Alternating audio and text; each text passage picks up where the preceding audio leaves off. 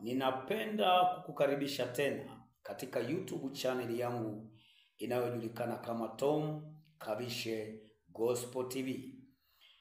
Nikusalimu tena ndugu jamaa na rafiki popote ulipo. Na leo niseme kwamba nina habari njema kwa wafugaji wote wa kuku. Ni habari njema kwa wafugaji wote wa kuku ya kwamba dawa ya ndui sasa inapatikana. Ugonjwa wa ndui umekuwa ni ugonjwa hatari sana na unaosumbua sana kwa wafugaji wa kuku. Na ndui tumekuwa tukichanja ndui ndani ya mwezi mmoja na nusu. Sana sana vifaranga wanapokuwa wamemaliza mwezi mmoja na wiki moja ama mwezi mmoja na nusu, huwa tunawapatia chanjo ya ndui kwa sababu tiba haikuwa imepatikana. Sasa mimi nina habari njema leo kwako ya kwamba tiba ya ndui sasa inapatikana. Kuna hii hapa Ovini. Ovini ni vitamini. Hii hapa ni vitamini, lakini ni zaidi ya vitamini. Narudia kusema hivi. Ovini ni vitamini, lakini ni zaidi ya vitamini.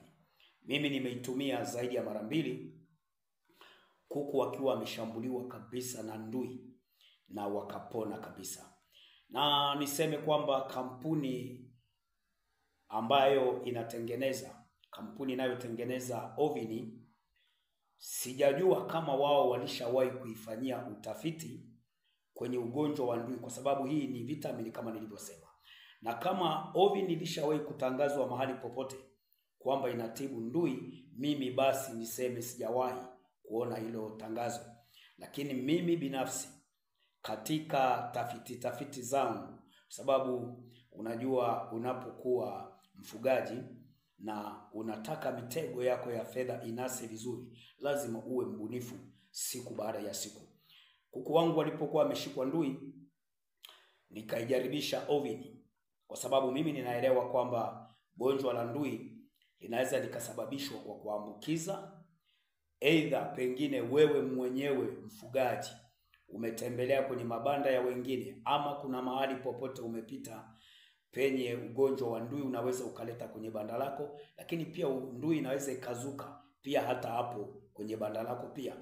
Lakini pia kitu ambacho mimi ninafahamu kwamba kinaweza kikachangia pia kuku kushambuliwa na ndui. Kuku wanaweza wakashambuliwa na ndui pia pale wanapokuwa wamepungukiwa sana vitamini, pia wanaweza wakashambuliwa.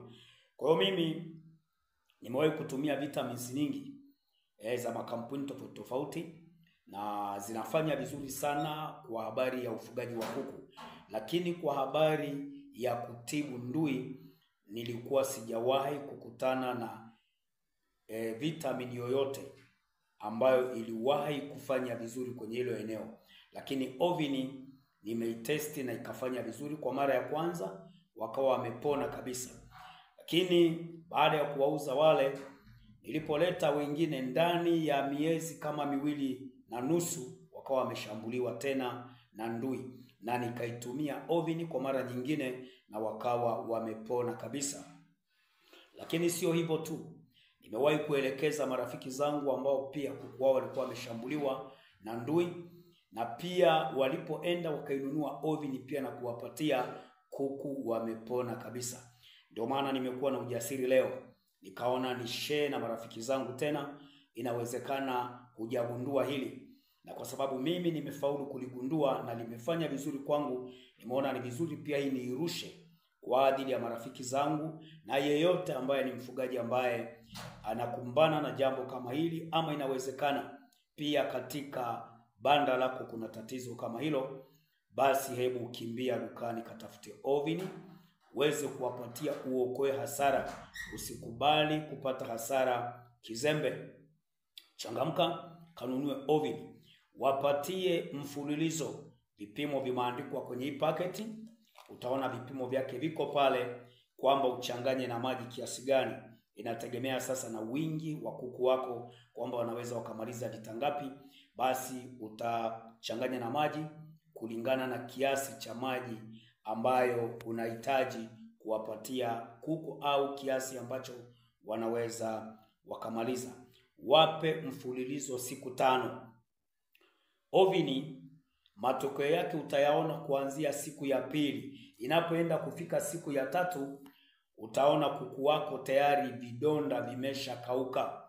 Yaani kuanzia siku ya kwanza mpaka kufika ile siku ya 3, utaona vidonda tayari vimekauka na kuku tayari wamechangamka. Lakini usiishie hapo, endelea kuwapatia siku 5 hadi 6. Ndui kwisha kazi. Hizo ni habari njema kwako wewe mfugaji mwenzangu, usiendelee kupata hasara. La mwisho, endelea kumtegemea Mungu, endelea kumuomba Mungu, halafu fanya kazi kwa bidii, kwa sababu Muumba wa mbingu na nchi ameahidi kuzibariki kazi za mikono yetu. Endelea kumuomba Mungu, halafu endelea kuongeza ubunifu, fanya utafiti. Usiwe mvivu wa kusoma. Fungua klipu mbalimbali, share na makundi mbalimbali ya wafugaji wenzako. Kuna maarifa utaendelea kuongeza siku kwa siku, na umasikini na ufukara utakwenda kukukimbia kabisa. Maana sio mapenzi ya Mungu uogelee katika lindi la umasikini uliokithiri. Mapenzi ya Mungu ni kila mtu apate usitawi. Nami nakutakia usitawi katika Bwana wa mabwana na mfalme wa wafalme aliyeziumba mbingu na nchi. Endelea kumtegemea, endelea kumcha Mungu, ongeza ubunifu. Mungu wa amani akubariki. Tutakutana tena wakati mwingine. Amina.